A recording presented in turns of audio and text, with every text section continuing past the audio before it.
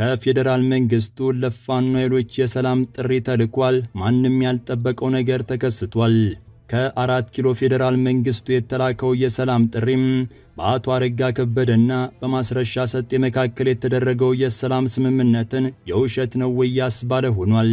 ማስረሻ ሰጤ ባህር ዳር ላይ በተደረገው የፊርማ ስነ ስርዓት ላይ ከዚህ በኋላ የተኩስ ድምጽ አትሰሙም የሚል ቃል ለመንግስት ቢገቡም ጎጃምን ጨምሮ በተለያዩ የጦር ግንባሮች ላይ አሁንም ድረስ ከባባድ የሚባሉ የሞት ሽረት ውጊያዎች መቀጠላቸውን ተከትሎ ማስረሻ ሰጤ በፋኖ ጦር ውስጥ ያለው ቦታ ውጊያውን የማስቆም አቅም እንደሌለው ታምኖበት ከፌደራል መንግስቱ የጥሪ መላኩን ተንታኞች ከወዲሁ እየገለጹ ይገኛሉ። ጥሪውን ያስተላለፈው የሰላም ሚኒስቴር ነው። ማስረሻ ሰጤን የፋድ ተወካይ በማድረግም የሰላም ስምምነት ተፈጸመ በተባለ በማግስቱም ከፌደራል መንግስቱ ለፋኖ ኃይሎች ሌላ የሰላም ጥሪ በሰላም ሚኒስቴር በኩል የተላለፈው ርዕሰ መስተዳድሩ አቶ አረጋ ከበደ ሰላም ወረደ ብለው ሳይጨርሱም በፌደራል መንግስቱ የሚተዳደረው የሰላም ሚኒስቴር ይህንን ጥሪ ማቅረቡ የእነ ማስረሻ ሰጤን የስምምነት ፊርማ ለሚዲያ ፍጆታ ብቻ ነው የሚለውን ያጠናከረ ሆኗል። የሰላም ሚኒስቴር ይህን ጥሪ ያቀረበው በአማራ ክልል መዲና ባህር ዳር የተደረገው የፊርማ ስነ ስርዓትን አስመልክቶ በወጣው መግለጫ ላይ ነው።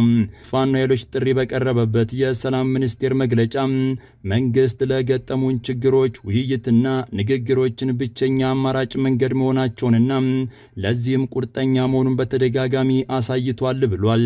ቀድሞ የኃይል አማራጭን ተጠቅመው ሲንቀሳቀሱ የነበሩ ኃይሎች ይህንን የሰላም አማራጭ በመምረጥም ወደ ሰላማዊ መንገድ ሲመጡ መንግስት ከግማሽ ርቀት በላይ በመሄድ በመቀበልም ቁርጠኝነቱን አሳይቷል ያለው የሰላም ሚኒስቴሩ መግለጫ በዚህ አጠቃላይ መነሻ በአማራ ክልል የቀድሞ ኃይል አማራጭን ተጠቅመው ሲንቀሳቀሱ የነበሩ አካላትም የኃይል አማራጭን ለህዝባችን ሰላምና ለሀገራችን ብሔራዊ ጥቅምና ደህንነትም ፋይዳ እንደሌለው በማመን ወደ ሰላማዊ መንገድ በመምጣትም ድፍረት ያለው ውሳኔ አድርጓል ያለው የሰላም ሚኒስቴር መግለጫ ነገር ግን አሁንም ማንኛውም ጥያቄ ካለው ኃይል ጋር ለመነጋገር መንግስት ፈቃደኛ መሆኑን በማሳወቅም ስምምነቱ ውጊያውን እያደረገ ያለው የፋኖ ኃይል ጋር እንዳልሆነ ያመላከተ የሰላም ጥሪ መልእክትን አስተላልፏል።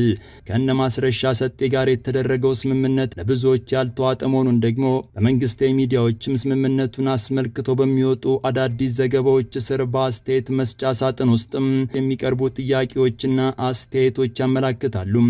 ማስረሻ ሰጤ ውጊያውን ማስቆም እንደማይችል ፌደራል መንግስቱ ያመነበት ይመስላል። ማስረሻ ሰጤና ግብረ አበሮቹ አስቀድሞ የመንግስትን ተልእኮ ተቀብለው ሲሰሩ ደረስኩባቸው በሚልም የፋኖ ቡድን ከአመራርነት እንዳሰናበተው ቢቢሲ አማርኛ ክፍልም ጉዳዩን አስመልክቶ ትላንት ምሽቱን ባወጣው ዘገባ ላይ አንስቷል። ቢቢሲ አማርኛ ክፍል ባወጣው ዘገባ ባለፈው ሳምንት የአማራ ፋኖ ህዝባዊ ድርጅት 2 የሥራ አስፈጻሚ ኮሚቴ አባላቱን ከመንግስት ጋር ግንኙነት ፈጥሯል በሚል ማባረሩን በስፋት ሲዘገብ ነበር ሲል ነው በዘገባው ላይ ያነሳው። የድርጅቱ የሥራ አስፈጻሚ ኮሚቴ አባል ናቸው የተባሉት አቶ አሻግሬ ባየ መቀመጫቸውን በአሜሪካ ላደረጉ የዩቲዩብ ሚዲያዎችም ኃላፊዎቹ የታገዱት ከመንግስት ተልእኮ ተቀብለው በመገኘታቸው መሆኑን ተናግረዋልን ያለው የታገዱት ኃላፊዎችም በጎጃም የአማራ ፋኖ ሊቀመንበርና የድርጅቱ የውጭ ጉዳይ ኃላፊ የነበረው ማስረሻ ሰጤና የሥራ አስፈጻሚ ኮሚቴ አባልና በወሎ የደህንነት ኃላፊ የሆኑት መስፍን ከፈለ ናቸው ብለዋል።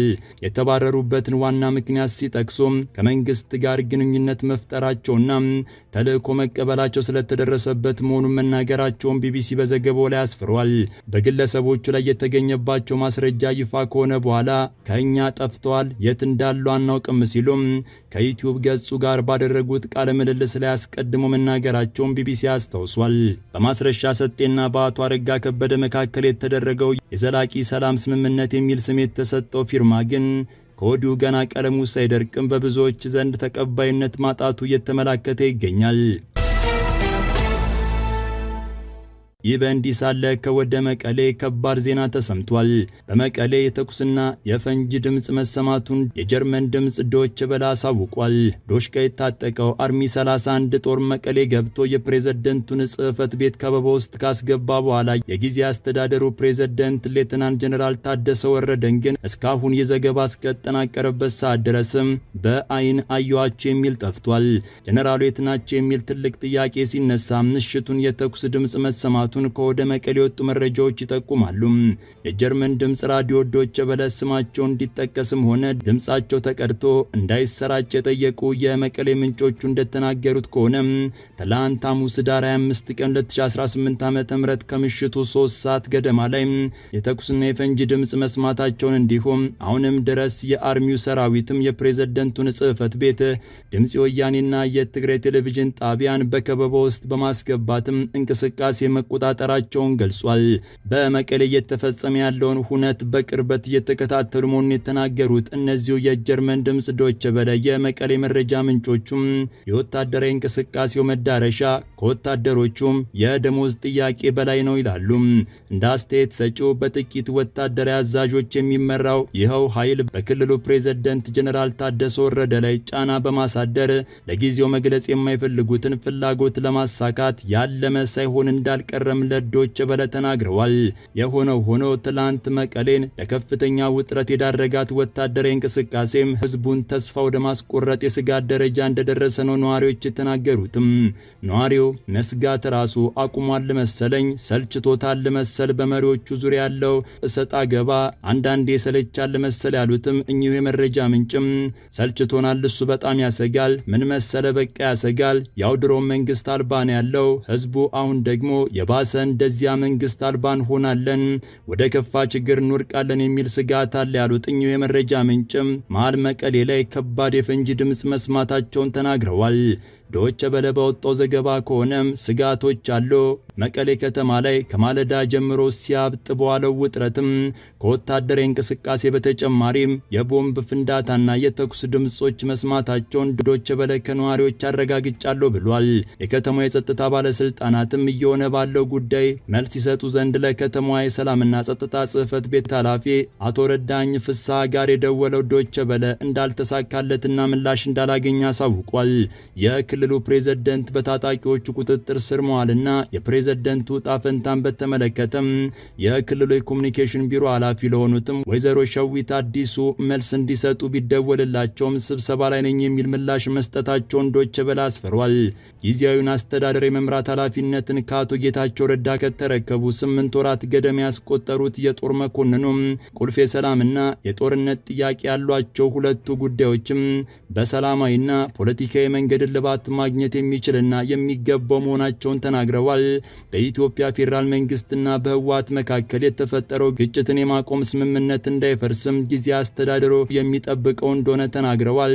ይሁንና ባሳለፍነው ሰኞ በአክሱም ከተማ ባደረጉት ንግግርም ስምምነቱን በሙሉነት ሳይተገበር የተገኘው አንጻራዊ ሰላም አደጋ ላይ እየወደቀ ከፍና ዝቅ የሚል ውጥረትን እየተመለከትን ነው ብለዋል። ከዚያም በላይ ግን አሁን ላይ በትግራይ መቀሌና ሌሎች ከተሞች ላይ ከፍተኛ ውጥረት ያስከተለው የፌደራል መንግስቱ ለክልሉ የተመደበውን በጀት መያዙን ተከትሎ እንደሆነ ህወሓት ቀደም ሲል ባወጣው የክስ መግለጫ ላይ ማመላከቱ ይታወሳል። ይህ በእንዲህ ሳለ አቶ ታዬ ደንዳ 7 ዓመት ከ2 ወር እስር ተበይኖባቸዋል።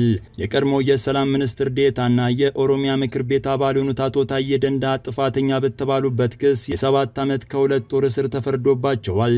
አቶ ታዬ ደንዳ ዛሬ አርብ ዳር 26 ቀን 2018 ዓ.ም የቅጣት ውሳኔ የተላለፈባቸው በፌደራል ከፍተኛ ፍርድ ቤት ልደታ ምድብ አንደኛ የህገ መንግስትና በህገ መንግስት ላይ የሚፈጸሙ ወንጀሎች ችሎት ጥፋተኛ በተባሉበት ህገወጥ የጦር መሳሪያ ይዞ መገኘት ነው ተብሏል። የመንግስት ከፍተኛ ባለስልጣንና የክልል ምክር ቤት አባል የሆኑት አቶ ታዬ ደንዳ ህገወጥ የጦር መሳሪያ ይዞ በመገኘት እንዲሁም ፍቃድ ሳይኖራቸው በቤታቸው ውስጥ አንድ ታጣፊ ክላሽንኮቭ ጠመንጃ ከ60 ጥይቶች ጋር ተገኝቷል በሚል ክስ ቀርቦባቸው ነበር።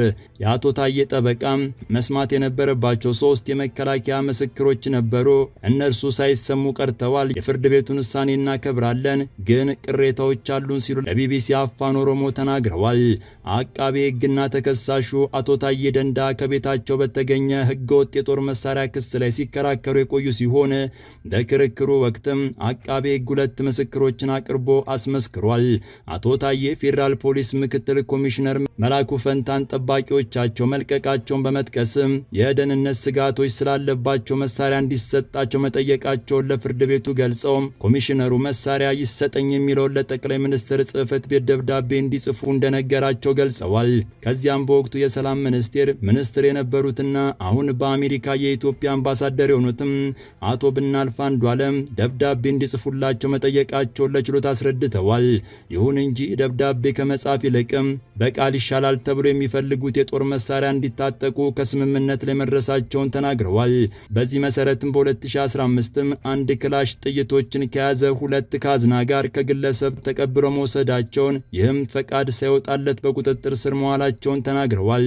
ይህንን እንዲያስረዱላቸው ጠቅላይ ሚኒስትር አብይ አህመድ፣ የአዲስ አበባ ከተማ ከንቲባ ወይዘሮ አዳነች አቤቤ፣ አምባሳደር ብናልፍ አንዱዓለም፣ ምክትል ኮሚሽነር መላኩ ፈንታና የከተማና መሰረተ ልማት ሚኒስትር ጫልቱ ሳኒን የመከላከያ ምስክሮች በማድረግ አቅርበዋል። ሆኖም ፍርድ ቤት ቀርቦ ምስክርነታቸውን ለመስጠት የቻሉት አምባሳደር ብናልፍ አንዱዓለምና ኮሚሽነር መላኩ ፈንታ ብቻ መሆናቸው ተገልጿል። ታዲያ በዚህ ሁኔታም ዛሬ 7 ዓመት ከ2 ወር